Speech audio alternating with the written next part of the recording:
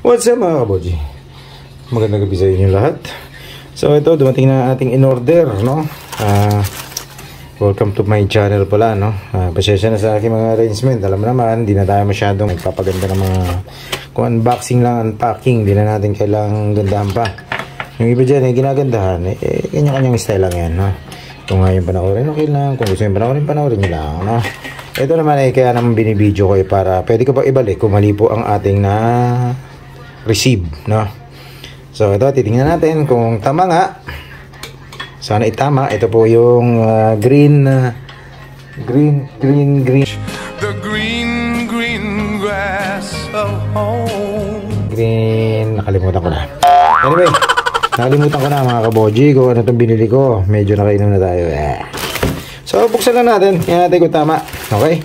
So ito, hindi na pag-unbox ha. Nasira na yung ating cellphone holder. Okay, so yan, Ugreen pala mga kaboji.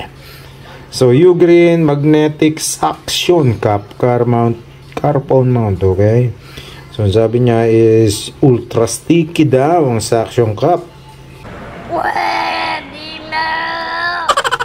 Vertical horizontal screen. Pwede nyo siyang i-rotate, no? Okay, tapos one hand operation lang, no? Diba? So ngayon tingnan natin. Sana po is magandang klase. So ito, makita natin ang magnet. Ayan na. Uy, maganda kaya ang magnet. Uy, oh my god. Uy, napakaganda mga kaboji. Papakita ko lang sa inyo ha.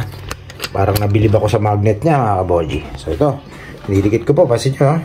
Uy, wow, ganyan. Ang hirap tanggalin. Oh my god.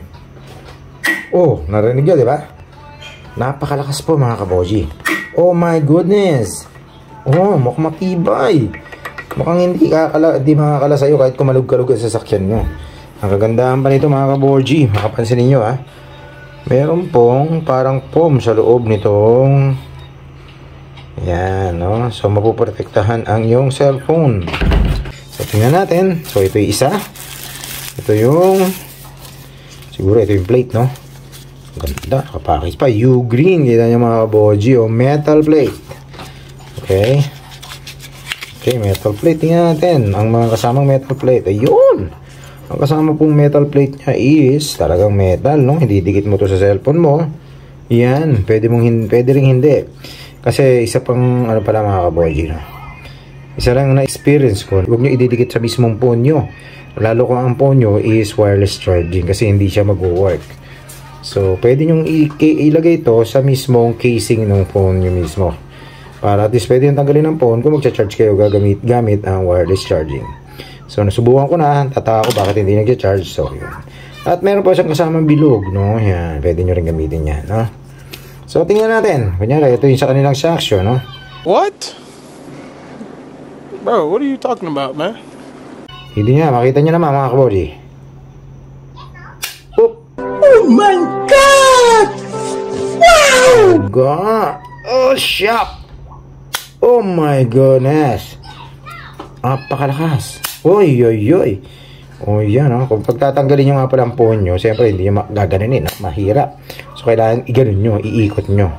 No? Iyon. Tapos po tatanggal, kaya pag nagka-magnet kayo, ganun po. Testing din natin yung isa, kung maganda rin, no? Oh, yun, no? Tibay. Iba talaga, Ugreen. So, ito na yung ating main parts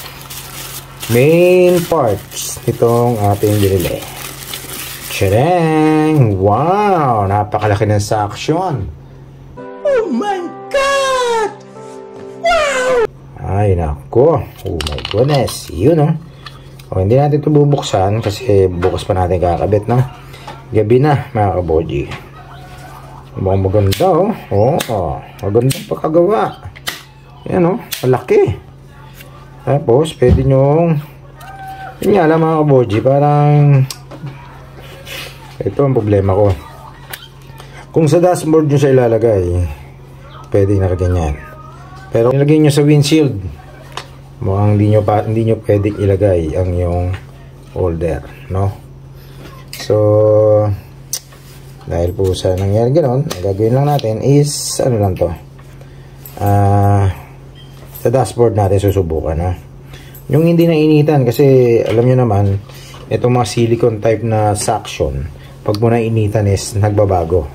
Nawawala po yung mismong ano niya, ganit or yung kapit, no? Kasi silicone nga, malambot yan. So, siyempre, habang umiinit, nagme-melt yan, no? Okay, ganun ang mga na-experience ko sa mga nabili ko. So, yung nabili ko ngayon, pangit din yun, pero mahal din ang bili ko na. Parang nasa 200 plus din yun, no? Ito medyo mura-mura, no? Sabi naman dito, yan, makikita nyo, peel off the film before using. Do not pull up the suction cup repeatedly after sticking. So, huwag nyo lang aangat-angat, no? So, yan nyo lang tumagal. Sabi, leave it for 4 hours bago nyo sabitan. So, yun ang ano, para pampatibay na ang kapit niya is napakatindi. Okay? So, yun lang. Nakalagay naman yung mga instruction. Susundan natin. Huwag kayong maging magaling, ha? Kasi hindi lahat ng mga gamit ngayon or kung ano may mga binibili nyo is pare-parehas ang function.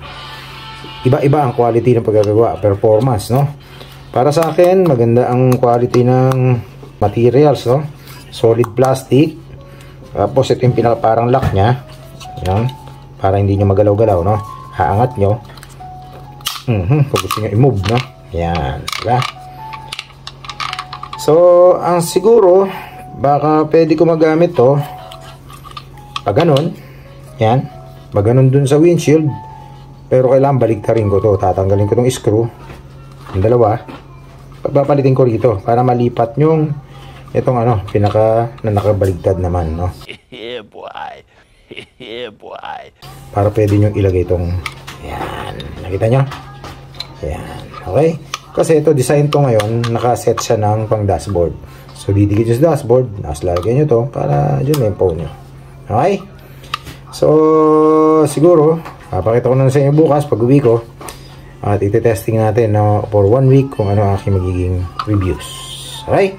So far sa quality maganda. Hindi siya pipitsugin. Pero nasa mura lang to, ha? Nasa 228 kasama na shipping. Oh, hell no. Pero po yung kasama niyang ano, kasama yung quality po ng pagkagawa is basta maganda. Okay? So gaganin niyo lang to. Yan, pasok niyo ganyan. Yan, oh. Diba? Sarado niyo lang ganun. Okay. Yan, pwede niyo galawin na, steady na yan, oh. Yan, para nakaganon na yan mga kabali. Oop, yeah boy. Tapos ganun nyo lang, no? Okay. So, yun na mga kaboji. So, hindi ko pa tatapusin itong bilog na to. So, pinakita ko lang sa inyo ang unboxing. At papakita ko na lang sa inyo siguro bukas yung testing. Yeah. Okay. Ayun lang. Maraming salamat. See you again tomorrow. Paalam. Bye-bye. At napakasalamat din po sa ano, sa binila natin. At pinadalan tayo ng tama. Na hindi po tayo na scam. Yun ang the goods doon. Yun ang number 1. Okay? Paalam, bye-bye!